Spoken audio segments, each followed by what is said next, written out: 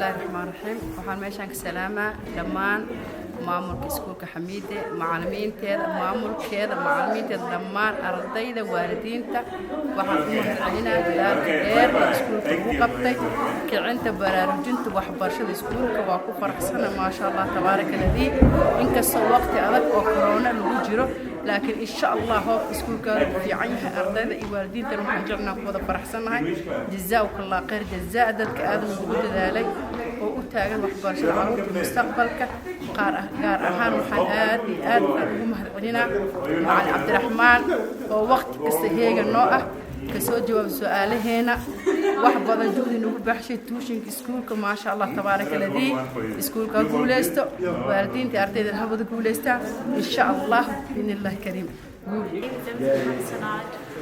grade 8.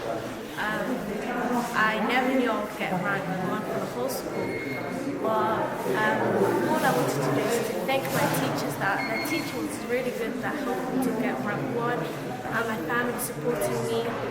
So yeah, all I wanted to